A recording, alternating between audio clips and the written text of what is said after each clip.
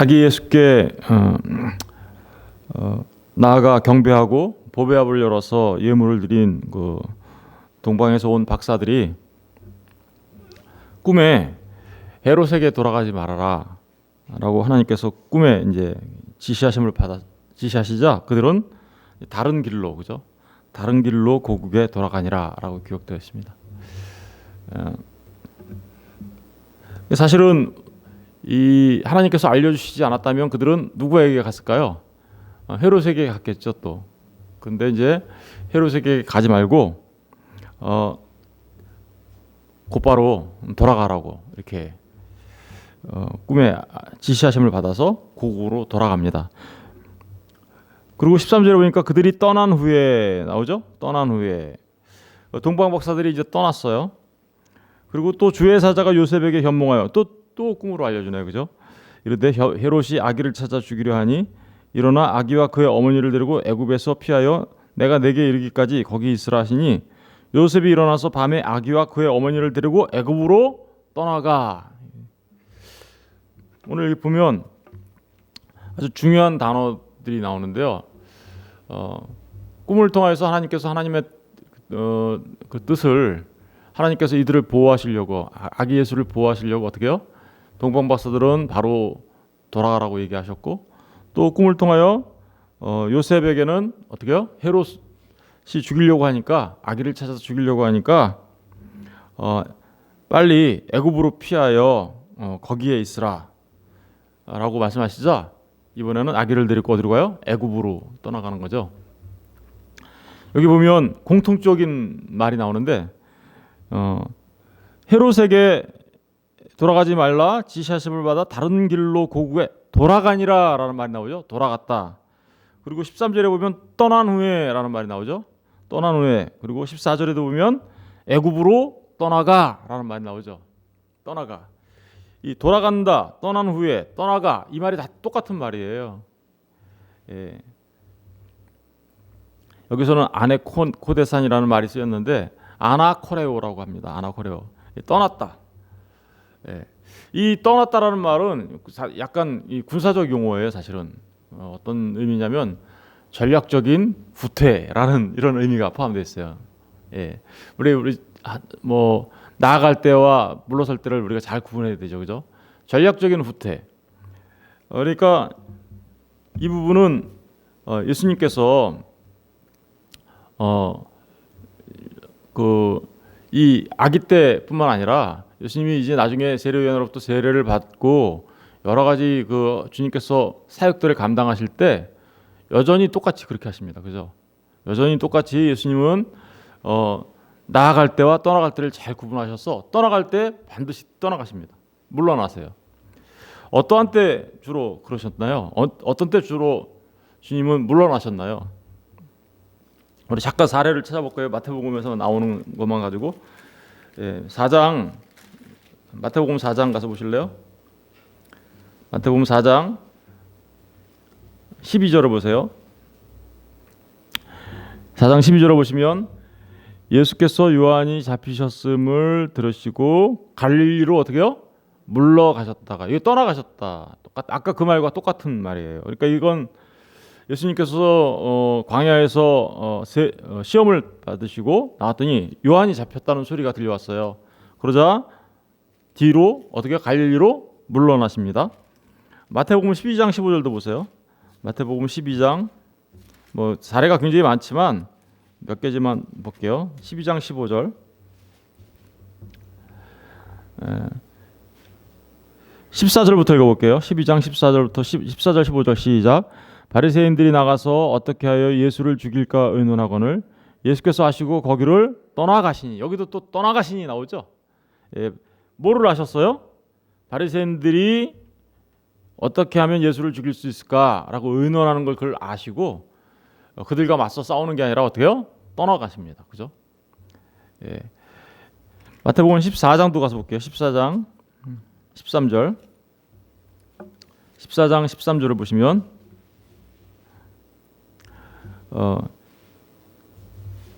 읽어볼게요. 14장 13절 시작. 예수께서 들으시고 배를 타고 떠나사 따로 빈들에 가시니 무리가 듣고 여러 골로부터 걸어서 따라간지라. 여기 보니까 예수께서 들으시고 배를 타고 어떻게요? 떠났다라고 얘기하죠. 왜 떠났을까요? 여기서는 헤롯이 세례 요한을 죽였어요. 그죠? 아까는 세례 요한이 붙잡힌 것 때문에 떠나셨는데 이번에는 또 세례 요한을 죽이고, 또 그 헤롯이 누가복음 9장 9절에 가서 보면 헤롯이 세례 요한을 죽이고 나서 누구를 보기를 원해요? 예수를 보기를 원했어요. 그러자 그걸 아신 주님은 거기를 배를 타고 떠나가십니다. 마태복음 15장 가서 보세요. 마태복음 15장 21절. 마태복음 15장 21절을 보시면 거기다 한번 읽어볼게요. 시작. 예수께서 거기서 나가사 두로와 시돈 지방으로 들어가시니, 두로와 시돈 지방으로 떠나가셨다 이런 뜻이에요. 예. 왜 떠나가셨을까요? 여기는 장로들과 논쟁이 일어나게 되죠. 그래서 장로들, 바리새인과 서기관들과 논쟁이 일어나죠. 장로들의 전통 때문에. 그래서 그 장로들의 전통 때문에 논쟁이 일어난 그 일로 인하여 이제 바리새인과 서기관들이 이제 그 반대하는 게 점점 이제 어떻게요? 강화됩니다. 그러자 예수님이 두로와 시돈으로 떠나가서 거기서 누구를 만나요? 가나안 여인을 만나서 가나안 여인의 그 뭐예요? 딸, 흉악하게 귀신 들린 딸을 이제 고쳐주는 역사가 있게 되는데, 여러분 이렇게 보시면 주님이 이렇게 그 어떤 때마다 이렇게 떠나시죠. 떠났어요. 뒤로 물러났어요. 이렇게 위기가 닥쳐오자 주님은 뒤로 물러나시죠. 그럼 얼핏 보면 이 땅에 왕으로 오신 분이 이렇게 잠깐 뒤로 물러나실까? 근데 그때만 물러나신 건 아니에요. 예수님께 요한복음에 가서 보시면 오병이어 기적을 일으키시죠. 그죠? 오병이어 사건이 일어나자 사람들은 예수님을 뭘로 만들려고 해요? 왕으로 삼으려고 해요. 그러자 이번에는 예수님이 어떻게 해요? 그 사람들을 또 떠나가요. 예수님은 위기 때만 떠나간 게 아니라 자신의 이름을 막 높이고 사람들이 왕 삼으려고 할 때도 떠나가십니다. 그런데요, 이렇게 떠나셨던 주님이 절대로 떠나지 않은 곳이 있어요. 어디를 안 떠났을까요? 예. 주님이 이렇게 얘기하죠. 아버지요, 할만하시거든 이 잔을 내게서 옮기시옵소서. 그런데 내 뜻대로 하지 마시고 아버지의 뜻대로 하옵소서 라고 말하시면서 아버지의 뜻을 따라 어디를 안 떠나세요? 십자가를 떠나지 않았습니다. 그렇게 위기 때도, 또 자신의 이름이 높아질 만한 그때도 주님은 다 물러나셨는데 절대로 떠나지 않는 때가 있어요. 가장 큰 위기는 뭐였을까요? 사실은 십자가였어요. 그런데 그때 그 십자가 앞에 당당하게 주님은 나가십니다. 어떻게 나가십니까? 아버지의 뜻대로 하옵소서 하면서 십자가로 나가십니다. 여러분, 십자가를 향해서 나가시는 그 주님의 모습이 바로 저와 여러분의 모습이어야 하는 겁니다. 물러날 때 물러날 줄 알고 나아갈 때 나아갈 줄 아는 사람들, 이 사람들이 바로 진정 하나님 지혜로운 자들이고 정말 하나님의 그 뜻에 따라 순종하며 살아가는 사람들인데, 그 사람들은 위기 때도 뱀처럼 지혜롭고 부득이처럼 순결하게 잘 이 복음을 전하면서 나아갈 때와 물러날 때를 잘 압니다. 뿐만 아니라 그들은 자신의 이름이 높아지고 자신의 영광이 드러나고 할 때 그들은 물러납니다. 진짜 크리스찬들은 그렇죠. 자신의 영광과 자신의 이름이 높아질 때 누구의 이름이 높아져야 돼요? 예수의 이름이 높아져야 되고 하나님의 이름이 높아져야 되는데 자신의 이름이 높아지려고, 예수님께서 오병이어 기적을 일으키신 다음에 사람들이 왕 만들려고 하자 물러나셨던 것처럼 우리 또한 그 자리에서 물러날 줄 알아야 되는 것이죠. 그런데 예수님이 당당하게 나가셨던 그 십자가 앞에 모든 성도들은, 크리스천들은 당당하게 나가야 되는 것이죠. 주님이 나를 따라오려거든 너희들은 자기를 부인하고 자기 십자가를 지고 나를 따르라고 말씀하셨습니다. 우리가 져야 될 그 십자가 앞에 우리가 부인해야 할 우리 자신들에 대하여 우리는 그 우리 자기 부인과 그 십자가 앞에 당당하게 나가야 되는 것이죠. 그게 바로 진짜 신자입니다. 예수님께서 그 십자가 앞에 당당하게 나갈 수 있었던 것은 왜 그렇게 나갈 수가 있었을까요? 그것은 하나님의 절대적인 주권과 섭리 속에서 하나님의 뜻이 이루어질 것을 주님은 아셨기 때문이죠. 그죠? 십자가 앞에 나아가 자신의 목숨을 내어놓는 것이 그것이 그 죽음으로 끝나는 패배가 아니라 그 이후에 있게 될 부활과 그 이후에 있게 될 그 기쁨을 주님은 어떻게요? 아셨기 때문이죠. 우리 히브리서 가서 보실까요? 히브리서 12장.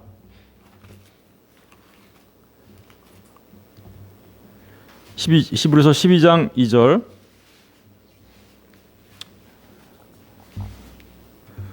히브리서 12장 2절을 다 같이 보겠습니다. 다 같이 읽겠습니다. 시작. 믿음의 주여 또 온전하게 하시는 이인 예수를 바라보자. 그는 그 앞에 있는 기쁨을 위하여 십자가를 참으사 부끄러움을 개의치 아니하시더니 하나님 보좌 앞에 앉으셨느니라. 여기 보세요. 주님은 그 앞에 있는 기쁨을 위하여 십자가를 어떻게요? 참으사 부끄러움을 개의치 아니하셨다. 당당하게 십자가 앞에 나가신 거죠. 그 이유가 뭘까요? 이유는 기쁨을 받기 때문에 그래요. 그 앞에 십자가 너머에 있는 기쁨을 보았기 때문에 그렇습니다. 다시 말하면 주님은 십자가 너머에 있는 그 기쁨으로 인하여 그리고 하나님의 절대적인 주권과 섭리 속에서 그런 일들이 있게 될 것을 아셨기 때문에 물러날 때와 나아갈 때를 정확하게 아시고 그 십자가의 고난 속에 자신을 온전히 집어넣으시죠. 그죠? 여러분 바로 이게 우리 신자들의 모습이어야 되는 거예요. 그죠? 우리가 세상의 것 때문에 세상의 영광 때문에 막 나가서 전투적으로 싸우는 그런 게 아니라 그런 것으로부터는 우리가 물러날 줄 알아야 되고 또 때로는 지혜롭게 살아야 될 줄 알아야 되고 그러나 우리 자신들을 부인하는 일과 우리의 십자가를 지고 하나님의 영광을 위해서 살아가는 그 삶 속에는 우리 자신들을 전적으로 던져놓을 수 있는 그런 하나님의 은혜가 우리에게 있어야 할 줄로 믿습니다. 근데 그런 일은 언제 어떤 사람한테 일어나는 거예요? 그렇죠. 그 자기를 부인하고 자기 십자가를 지는 그 너머에 있는 그 기쁨을 바라볼 줄 아는 사람들입니다. 그죠? 그리고 하나님의 절대적 주권과 보호하심을 믿는 사람들입니다. 오늘 이 말씀 속에서도 이제 마태복음으로 다시 돌아가면요.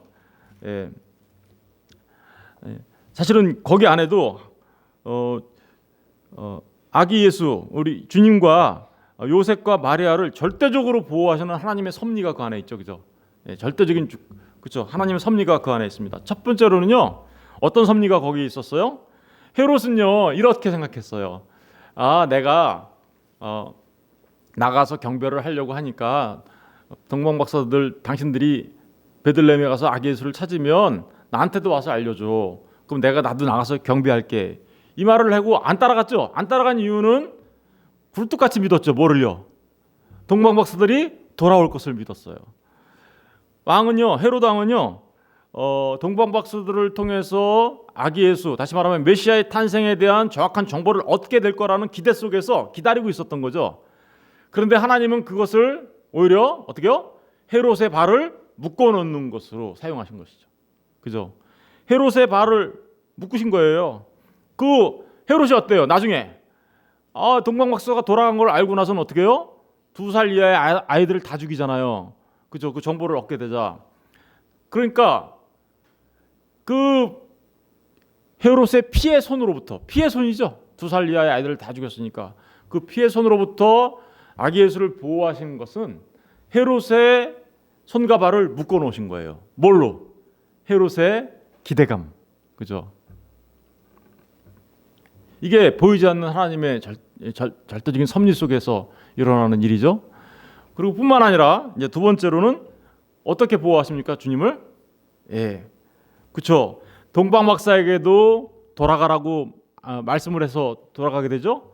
그죠? 그리고 또 요셉과 마리아에게도 어떻게 해요? 꿈에 현몽하여서 애굽으로 아기를 데리고 떠나가라라고 이렇게 말씀하심으로 인하여 누구를 보호하고 있어요? 지금 아기 예수를 보호하고 있어요.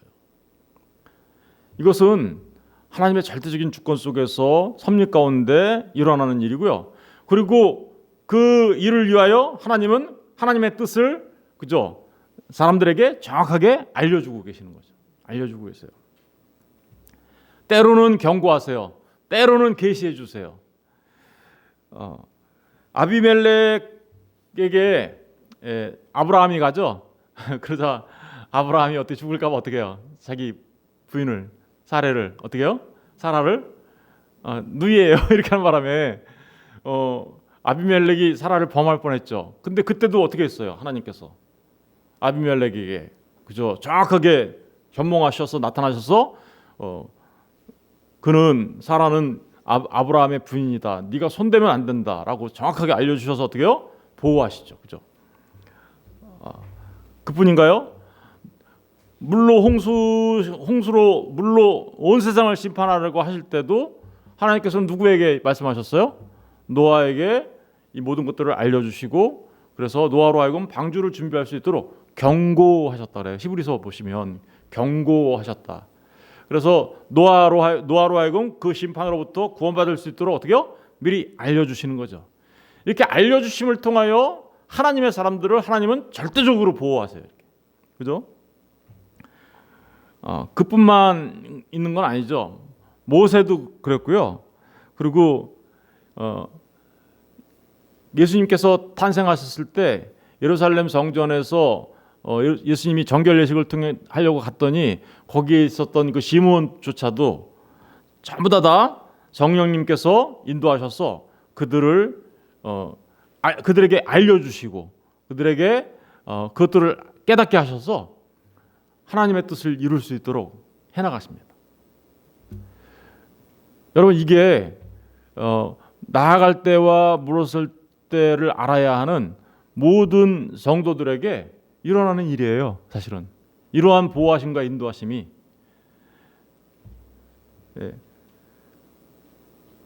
우리가 그걸 어떻게 알 수 있을까요? 그러면 이들은 어떤 사람들은 막 꿈꿨으니까 우리도 요새 꿈꿀까? 뭐 여기 하나님이 막 귀에다 대고 막 이렇게 뭐라고 산신령이 얘기하듯이 뭐 천목사 야야야야 이러면서 얘기해 줄까? 뭐 그렇지는 않겠죠. 지금은 그러한 방식으로 하시지 않죠. 하나님께서 우리에게 계시를 해주셨죠.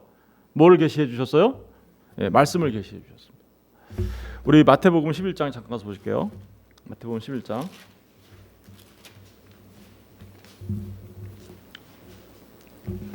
마태복음 11장 25절을 보겠습니다.